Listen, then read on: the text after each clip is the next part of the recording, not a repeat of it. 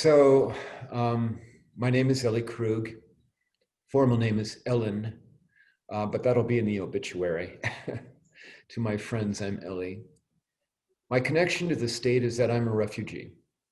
I transitioned genders from male to female in 2009. And at the time that I did that, I lived in Iowa, in Cedar Rapids, Iowa.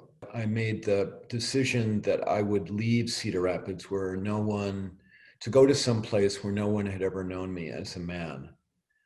So I came here and in early 2010 to start all over, completely all over, really knowing no one other than a couple of relatives. So when I was 12, I realized that I wanted to be a lawyer because I wanted to change the world. So I became a trial lawyer. That's what I wanted to do. But something happened when I was in law school to kind of divert a few things. One of the things was that I realized I could make a lot of money. My parents were heavily in debt, and I did not want to be like my parents in a variety of ways. And one of the ways that I was not going to be like my parents was to carry a lot of debt. So that started to divert me away from my idealistic bend to go and try and save the world. But the other thing that diverted me was my gender issues. And so my gender issues started bouncing up when I was just about the time we moved to Iowa. And for a long time, I thought that my issues would go away. I just thought, it's just a phase you're going through, and it would come and it would go. And there's this thing called suppression that transgender people go through where we kind of push down. So I suppressed, and my suppression worked into my workaholism. I work very hard. And so it was the combination of understanding that if I worked hard, I could make a lot of money. And, oh, by the way, this is serving a purpose of suppressing me, keeping me bottled up. Now, I diverted from my course that I had set out to be, from my idealistic course. I'm an idealist in the most purest sense of the word. I'm not an aggressive attack dog person. It turns out that I'm kind and gentle, and that I am an idealist. And so I did make this very conscious decision. If you're going to start all over again and finally get to be you, a woman, you're going to start all over again and actually be you, the idealist.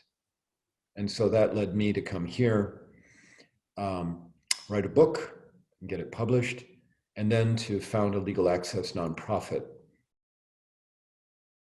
Well, a number of them. I mean, one was to fall in love with a girl when I was 15 years old and to let that go where it did. That was a really good decision on my part because before it was over, we had 32 years together. She was absolutely the best thing that ever happened to me. Certainly, making the decision to transition, although it was not a decision that I wanted to make. I knew that I would lose my wife.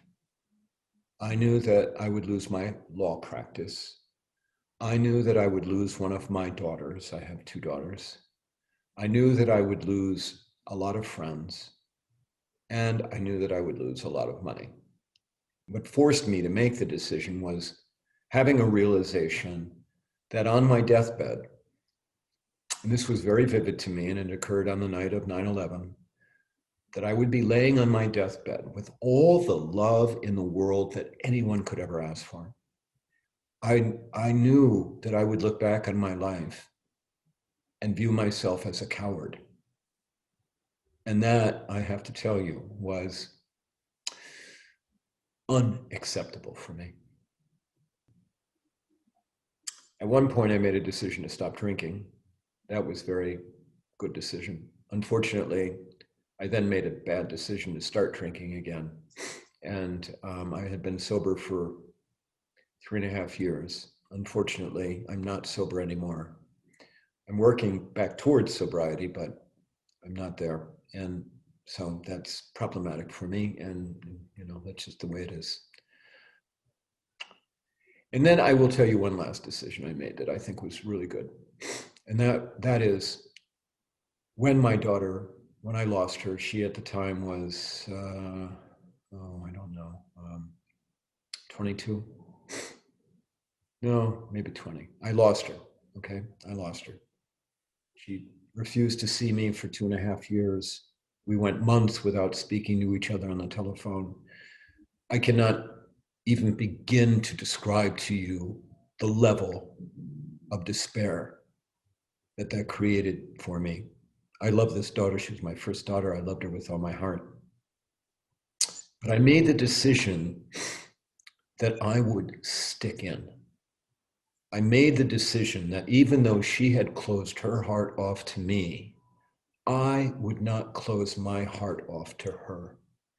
I made the decision, and it really, really hurt to stay open, to wait for her, because that meant there would be no clotting of the blood from my heart. It meant that I would continue to bleed. But by staying open to her and not shutting the door, I made it easier for her to come back. And she did come back, and we are really strong now. We're really good with each other. She's very protective of me. I can go to a room with a dozen transgender people that I don't know, okay, just total strangers. And within 2 minutes of just sitting down and saying hello, I can say, who have you lost? Everyone in the room will know. I am not asking who died. I'm not asking, who moved away. I am asking who rejected you. What I do is I speak across North America about human inclusivity, about how to get past othering of humans. And we all other people, we do, even I do, Ellie Krug. And I'm very vulnerable because the voice doesn't match the appearance. I talk about compassion and our commonalities. And people are hungry for ways to be better to each other. They are absolutely hungry. I refer to it as a thirst. Every talk that I give, there's a handout for it. At the end of every handout, right before my name, there's a paragraph, and it says, I'm making to you personally my standing offer, which is I will meet with any human in a public place. That was the old day, or talk to them on the phone or via Zoom for an hour, and I don't watch my watch. About anything related to being trans or a family member being trans or being gay or lesbian or bisexual or anything that has nothing to do with gender or sexuality is just about surviving the human condition. And I tell people, I am making this offer to each one of you. You can see me or hear me right now. It is a real offer. You do not have to take me up on it by any means, okay? But the offer is transferable.